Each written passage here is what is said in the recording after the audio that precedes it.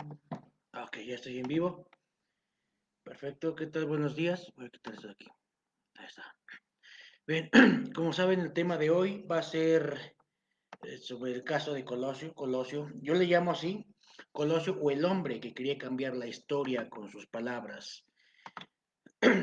Para ello me baso en una revista electrónica, se llama Artículo de Ensayo, volumen 9, número 1, de abril de 2007. Y se llama El asesinato de Colosio, locura compartida y lazo social en un caso de magnicidio. Y también me voy a basar en el libro de eh, Carlos Ramírez, 2019, Caso Colosio, en política no hay asesinos solitarios, de la editorial Indicador Político. Voy a ponerlo de una vez. Voy a ponerlo de una vez aquí, para que, por si alguien quiere leerlo, ahí está, lo lea. ¿Va? Bueno, pues muchísimas gracias. Qué bueno que me están acompañando. Bien, hace 26 años, con el sol sobre su rostro, un traje oscuro, una corbata de rombos y la convicción de que sus palabras eran las correctas, don Luis Donaldo Colosio les hablaba a sus correligionarios frente al monumento de la Revolución. Celebraban los 65 años de fundación del PRI. Era el discurso importante de su campaña por la presidencia de la República. Y eso también yo se los voy a pasar. Les voy a pasar el link. Aquí está. Este es.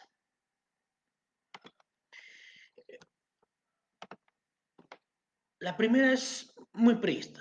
Aquí está el PRI que reconoce los logros, pero también el que sabe de las insuficiencias, el que sabe de los problemas pendientes. Fueron las palabras que retumbaron en las bocinas colocadas en el Monumento de la Revolución, después de un diagnóstico de los temas medulares del país. Yo veo un México con hambre y con sed de justicia, un México de gente agraviada por las distorsiones que imponen a la ley quienes deberían de servirla, de mujeres y hombres afligidos por abusos de las autoridades y por la arrogancia de las oficinas gubernamentales. En esa parte del discurso hizo también un análisis detallado de la complicada situación del país, incluyendo también un análisis detallado de la complicada situación del levantamiento zapatista. En la tercera parte, su propuesta de reforma del poder es la obra de cerrarle el paso al influyentismo, a la corrupción y a la impunidad. Es la hora de la nación. Esas fueron las palabras. Fueron las palabras que escribió Treviño. Por último, un llamado a cerrar filas, a construir un proyecto de nación que buscaba el cambio y las herramientas para renovarse. Bien, hay discursos que cambian la historia, ¿no? Eso era lo que Colosio y su equipo buscaban para el aniversario priista.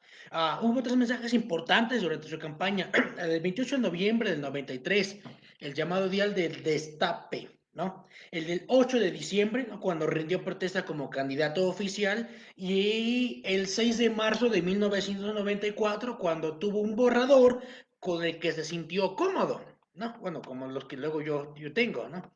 Ah, Colosio todo lo envió a su coordinador de campaña, y en ese entonces era Ernesto Cedillo, y algunos intelectuales que eran sus amigos, recuerda ese Treviño en una entrevista, regresó con comentarios y hubo más correcciones y bueno, todo eso, ¿no?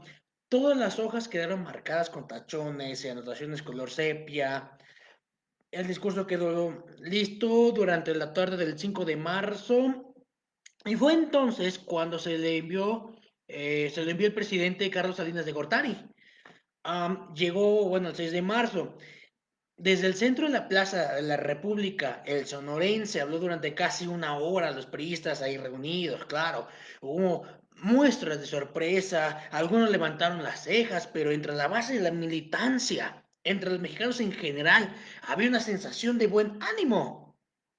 17 días después, el caos, las balas, Lomas Taurinas y Mario Burto.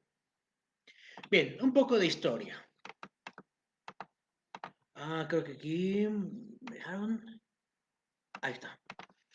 Luis Donaldo Colosio Murrieta nace en Magdalena de Quino, Sonora, el 10 de febrero de 1950 y fallece el 23 de marzo de 1994 en Tijuana, Baja California Norte.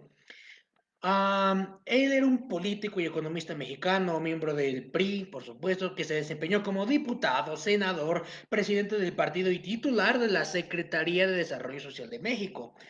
Fue candidato a la presidencia de México por el PRI hasta su lamentable asesinato. En 1967 inició sus estudios en el ITESM, el Instituto Tecnológico y de Estudios Superiores de Monterrey, obteniendo el título de licenciado en Economía en 1972. Ah, Cursó estudios de maestría en Desarrollo Rural y Economía Urbana entre 1975 y 1976 en la Universidad de Pensilvania y en el 79 realizó una estancia de investigaciones en Luxemburgo, Austria. En 1980 se desempeñó como profesor de economía en el Colegio de México en Monterrey, la UNAM y la Universidad Anáhuac. En esta última institución, Anáhuac, conoció a Diana Laura Riojas, quien se casó en 1982 y del matrimonio nacieron dos hijos, que es Luis Donaldo del 85 y Mariana. Lamentablemente Diana Laura falleció de cáncer el 18 de noviembre de 1994. De acuerdo, bueno, también a la teoría psicosomática, sería muy interesante analizarlo. Bueno, él ingresó al Partido Revolucionario Institucional en el 79, siendo elegido diputado en el 85 y posteriormente senador en 1988. Fue presidente nacional del PRI del 88 al 92. Durante su gestión, el PRI reconoció, escuchen bien esto, es histórico. El PRI reconoció por primera vez una derrota en una elección de gobernador. En este caso, la del estado de Baja California en el 89, siendo elegido Ernesto Rufo Appel, candidato del Partido Acción Nacional, como primer gobernador no priista en Baja California Norte. Bien, después fue llamado por el presidente Carlos Salinas de Gortari a formar parte del gabinete presidencial el 13 de abril del 92. Luis Donaldo Colosio se convirtió en secretario de Desarrollo Social en sustitución del candidato a gobernador de Veracruz, que era Patricio Chirinos Clero en ese entonces. Colosio participó activamente en la asociación presidencial de Salinas, claro, junto con dos fuerzas aspirantes, Pedro Aspermella, secretario de Hacienda, y Manuel Camacho Solís, jefe del Departamento del Distrito Federal, quien rompió las normas no escritas de la Asociación Presidencial en México al negarse a expresar públicamente su apoyo a Colosio. ¿Vale? Bien, quien fue postulado candidato a la presidencia de la República el 28 de noviembre de 1993. Bien, esta es un poquito de historia, nada más así. Bien. Discurso del 6 de marzo. El discurso pronunciado por Colosio. Imagínense ustedes frente al Monumento de la Revolución Mexicana, caray, en una Ciudad de México, el 6 de marzo del 94, en el aniversario del PRI. Se considera como el rompimiento con el entonces presidente de México, Carlos Salinas de Gortari, y una revaluación de la política neoliberal. Escuchen, revaluación, no que lo va a quitar, revaluación, ¿vale? No que el neoliberalismo es el que nos está destruyendo, nos está jodiendo. No, no, no, no, no, no, no. Él no pensaba así. Es una revaluación. ¿Va? Ya que este hombre llevaba las cosas mal. Bueno, el discurso pronunciado por Colosio frente al monumento a la Revolución Mexicana en la Ciudad de México, 6 de marzo del 94, como les digo, es este aniversario del PRI, Ya se ve que rompe con Salinas de Gortari. El mensaje de Colosio habla de un México agraviado y en crisis, con hambre, con profundas diferencias sociales, pero con la esperanza de transformaciones, ¿no? Una dialéctica positiva, vamos a llamarla así, una dialéctica a la hegeliana quizás, y ni siquiera, sí, a la hegeliana, una dialéctica a la hegeliana. Se ve que tiene mucha influencia por el cristianismo, bueno, no, sí, por el cristianismo, vamos a llamarle así a la religión abramáica del cristianismo. Aunque Salinas de Gortari estuvo de acuerdo con el contenido del discurso, porque tenía que enviársele primero a él. El periódico El Norte de Monterrey registraba las presiones hechas por el jefe de la oficina de la presidencia, que ese entonces era José María Córdoba Montoya, para que renunciara. Córdoba Montoya desmintió la versión y después del asesinato de Colosio, fue él, fue él, ¿no? Asumió en un cargo en el Banco Interamericano de Desarrollo con sede en Washington, D.C., y aparentemente con la anuencia de Ernesto Zedillo. Córdoba Montoya tampoco sería juzgado o siquiera investigado durante el sexenio de Zedillo por sus supuestas, escuchen, ligas a narcotráfico, en las conversiones telefónicas filtradas a la prensa con Marcela Bodenstedt, con la que, bueno, Córdoba tenía un romance, era la Lewinsky mexicana, una ex policía con nexos en el cártel del Golfo de García Abrego. ¿Mm? Así que si creemos, bueno, si creemos o creen los chavales que el narcotráfico es desde Calderón, bien. ¿Cómo era el discurso? Dice, veo un México de comunidades indígenas que no pueden esperar más a las exigencias de justicia, de dignidad y de progreso, de comunidades indígenas que tienen la gran fortaleza de su cohesión, de su cultura y que están dispuestos a creer, a participar, a construir nuevos horizontes.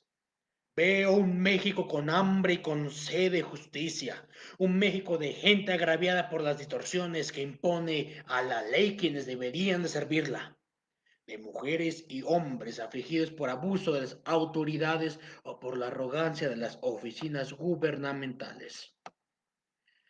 Como partido de la estabilidad y la justicia social, nos avergüenza advertir que no fuimos sensibles a los grandes reclamos de nuestras comunidades, que no estuvimos al lado de ellas con sus aspiraciones, que no estuvimos a la altura del compromiso que ellas esperaban de nosotros.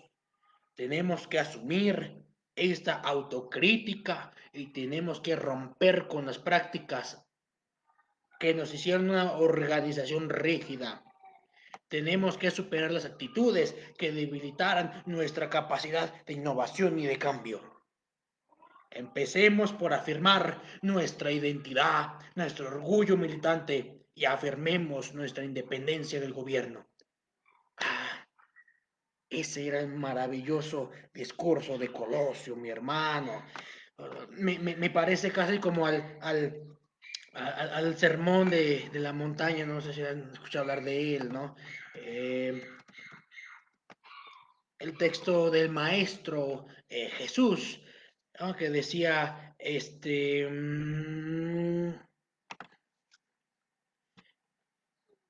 tantito, bueno, el sermón de la montaña, recordarán ustedes, de las bienaventuranzas, ¿no? Bienaventurados los pobres de espíritus, porque ellos serán saciados, y bueno, algo así, ¿no? Más o menos. A mí se me figura más o menos así. Como les comentaba, ese fue el discurso con el que cortó lazos con Salinas de Gortari. Pues bueno, eso ya es en mis palabras. Era ya insostenible la situación del país dentro del gobierno de Salinas. Ah, no se podía ocultar la malísima administración del presidente, ¿no? Por ejemplo, los levantamientos del ejército zapatista en Chiapas, el secuestro de don Alfredo Harp Helú, que bueno, él es director de Banamex, y él está metido en las tiendas Martín, las tiendas deportivas de Martín. Um, Harp Helú se convirtió en un asunto de interés económico mundial, tanto así que Estados Unidos acosaba constantemente al gobierno de Salinas de Gortari. Y el asunto de seguridad pública se convirtió en un elemento de desestabilización interna y claro, como les comento, de seguridad nacional, ya empezaba en la costa de Norteamérica. Bueno, de acuerdo al periodista Carlos Ramírez, 2019, mientras los aparatos, esas son sus palabras, mientras los aparatos de seguridad nacional andan espiando donde no deben, metiches, o sea, ven todo mundo, menos su tierra. El país se mostró bastante vulnerable. Un grupo guerrillero se organizó durante 10 años y nadie lo descubrió hasta que se levantaron en armas y alguien estalló una bomba en Plaza Universidad y hasta ahora no se sabe qué pasó. La lógica de la desestabilización sociopolítica que se desprendió de Chiapas no fue prevista por el gobierno de Salinas. Después de los bombazos venían los secuestros, luego los ajusticiamientos y finalmente los golpes criminales contra figuras públicas que crean ingobernabilidad al fin del sexenio. El conflicto en Chiapas tuvo una muy mala lectura en los altos círculos de gobierno. Todos los entraron en asuntos locales sin pensar en la posibilidad de un desbordamiento de grupos aliados o afines o independientes. Si fue comercial, político, social. De todos modos, el secuestro de don Alfredo Harb mostró a un gobierno incapaz de prever conflictos que debilitan su capacidad de gestión. Aunque sea después del niño ahogado, el gobierno de Salinas tuvo que tomar tres decisiones. La primera fue la reorganización a fondo del Centro de Información y Seguridad Nacional. El CISEN debe regresar a gobernación y no ser el brazo espía de José Córdoba, que ya les había comentado. La creación de un Consejo de Seguridad Nacional que agrupe la información de las principales oficinas y agencias dedicadas a la recopilación e interpretación de información política para la toma de decisiones presidenciales. La urgencia que el Congreso legisle sobre temas de seguridad nacional y cree una comisión de supervisión de las oficinas gubernamentales dedicadas a esos menesteres. Seguridad, claro. En el caso de Harp, que nadie se hace responsable de esa terrible falta de seguridad. Es el típico, donde es responsabilidad de todos, es responsabilidad de nadie. No es responsabilidad de la policía, no es responsabilidad, bueno, él no quería guardia de seguridad, no es responsabilidad del gobierno. Resulta que no es responsabilidad de nadie. Bien, en esta transición sexenal, el país vivió una decena de riesgos de seguridad interna y externa. Por ejemplo, urge el padrón de las agrupaciones radicales y extremistas nacionales y extranjeras que actúa con bastante margen de maniobra en la ciudad y el campo. Hay datos de la penetración de un grupo que se llamaba Sendero Luminoso, de la ETA, de grupos fascistas latinoamericanos y sectas religiosas vinculadas a organizaciones de seguridad nacional de Estados Unidos. El narcotráfico como asunto prioritario porque en Estados Unidos hay una línea de análisis que liga al narcotráfico con los acontecimientos de Chiapas y sus secuelas. La lucha con el narcotráfico será el caballo de Troya de Estados Unidos. Chiapas y los grupos de poder que hicieron crisis en el sureste siguen sin explicación. Hay el peligro de posibles vinculaciones con otros estados de la República. No existe la evaluación de los efectos en las estructuras tradicionales de poder de las modificaciones a los artículos 3, 27, 28, 123 y 130 de la Constitución. Hay un repliegue de poderes tradicionales y una consolidación de poderes fácticos, es decir, autoritarismo. Punto. La inquietud en el ejército por las críticas a su actuación en Chiapas es un asunto de doble prioridad. Para entender la profundidad y el alcance de la irritación y para prever el debilitamiento de la moral de un cuerpo básico de seguridad nacional. ¿Qué más? El papel de la apertura comercial en la seguridad nacional del país. La penetración comercial e industrial extranjera va a afectar la conformación cultural de la sociedad mexicana. Y ese es un tema de seguridad nacional. La penetración de organismos de inteligencia y seguridad nacional de Estados Unidos en México, la CIA, la DEA, la DIA, tu tía y muchas otras. Han sido varias las visitas a México de funcionarios de la CIA y del Área de Seguridad Nacional del Departamento de Estado para evaluar la crisis de Chiapas en función de los intereses de Estados Unidos, claro. La ruptura de pactos internos y la conformación de nuevas alianzas por el proyecto neoliberal salinista, ¿no? Y modificó la correlación de fuerzas sociales históricas y sus compromisos con el gobierno y con el Estado. El debilitamiento de la fuerza política e ideológica del Estado disminuirá la capacidad de gobernabilidad del sistema, mano. Imagínense nada más. El desbordamiento de grupos radicales exhibe una extrema debilidad del gobierno y de sus aparatos de seguridad. La guerrilla en Chiapas, los bombazos en el DF, los secuestros de personajes de la economía e incidentes como el cierre de la carretera de Toluca al Distrito Federal con encapuchados, con cartuchos explosivos, muestran una capacidad menguada del gobierno. Desde entonces hasta ahora, la celebración de las elecciones presidenciales más delicadas y decisivas en un ambiente de evidente descontrol político y de seguridad podría abrir espacios a atentados que respondan a la lógica de la desestabilización nacional,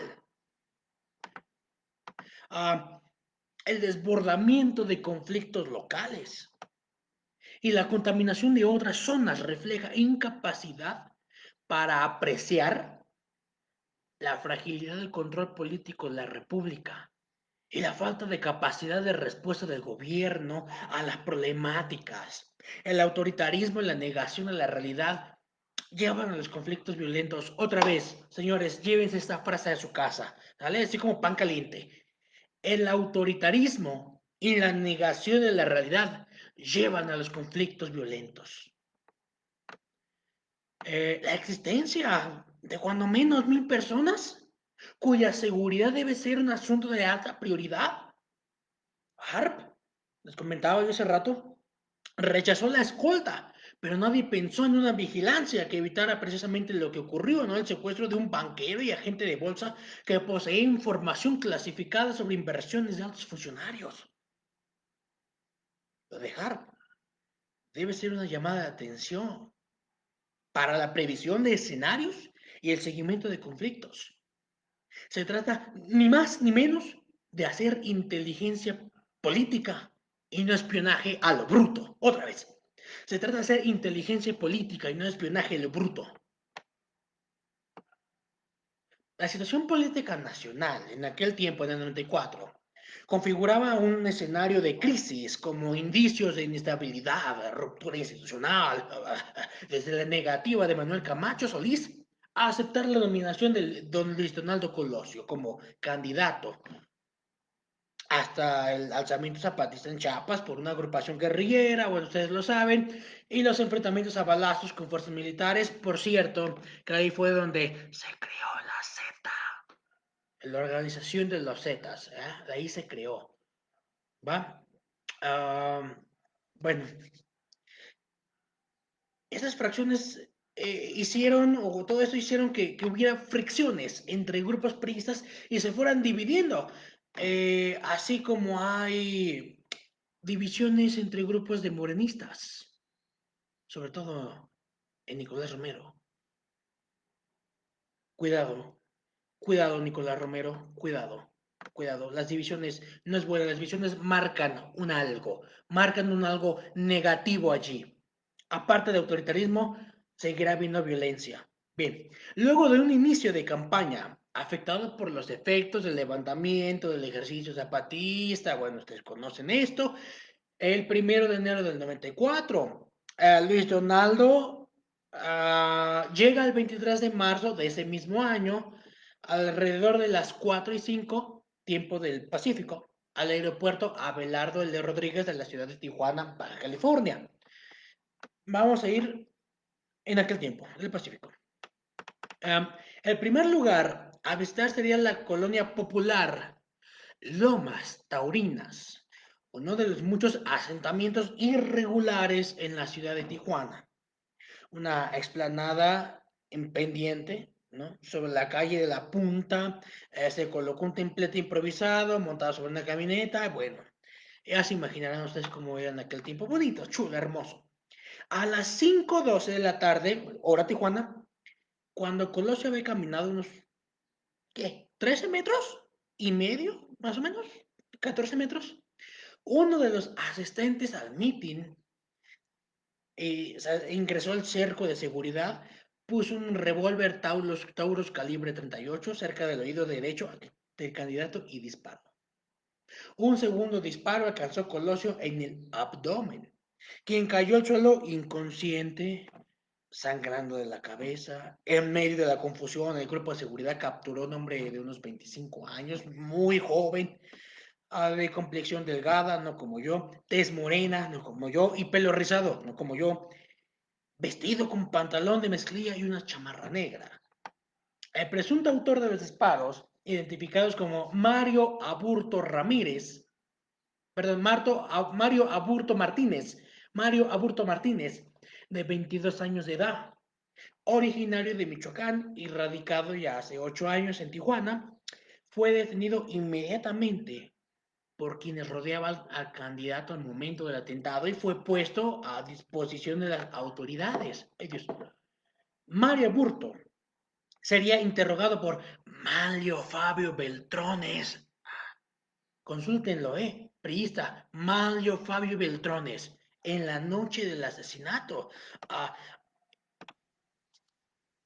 Mario, presentado a la prensa en los días posteriores, lucía un corte de pelo militar, menos moreno. No tenía los hematomas sufridos el día del asesinato en la cara, ¿no? Y aparentaba estar más obeso, lo que desencadenó una serie de rumores sobre la autenticidad y posible reposición del verdadero asesino. Con solo 4 meses antes de la elección del PRI, se encontró en apuros, bueno, no poder cumplir con los requisitos constitucional, de que ningún candidato puede ejercer un puesto político durante los 6 meses anteriores, etcétera, etcétera, etcétera. Eso inmediatamente descalificó a todo el gabinete, donde estaba la mayor parte de los posibles sustitutos. Entre los pocos candidatos potenciales, Carlos Salinas de Gortari, a quienes muchos señalaban como el instigador del asesinato, el autor intelectual del asesinato.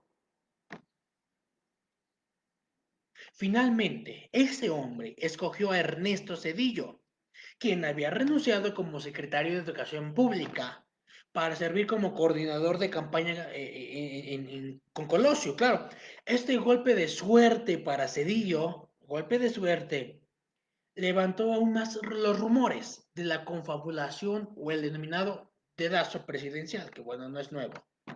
El dedazo presidencial no es nuevo.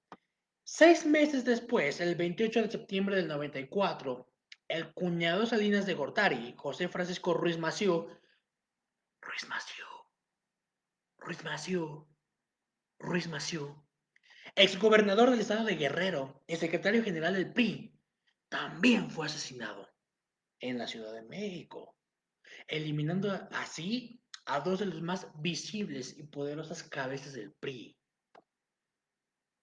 Colosio y Ruiz Massieu.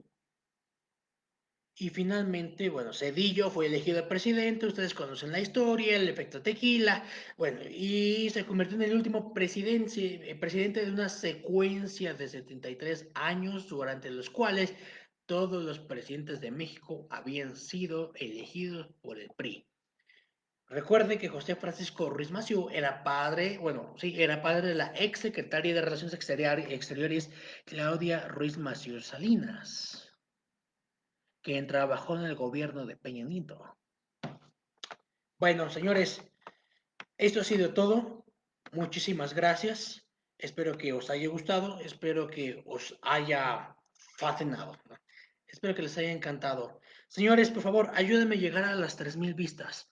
Este es el último video de historia que hago sobre movimientos, no voy a ser el último de historia, no es sobre movimientos, y después voy a empezar con personajes de la historia. Voy a comenzar desde uno de los más grandes, desde los aztecas. Incluso me gustaría empezar desde los olmecas o toltecas. Empezar también desde allí, conocer un poquito de nuestra historia anterior a la española. Señores, ayúdenme por favor a llegar a los 3000 likes, los necesito. Tuve que vender un yate, ya no puedo seguir vendiendo más yates, por favor. Ah, bueno, no, ya en verdad, por favor, si les guste, compartan, por favor, también agreguen temas que les gustaría que yo hablara, sugerencias, opiniones sobre el tema, algunas dudas. Quizás estaré un poquito más tardándome sobre eso porque es investigar un poco más al fondo. Muchísimas gracias por todo. Gracias y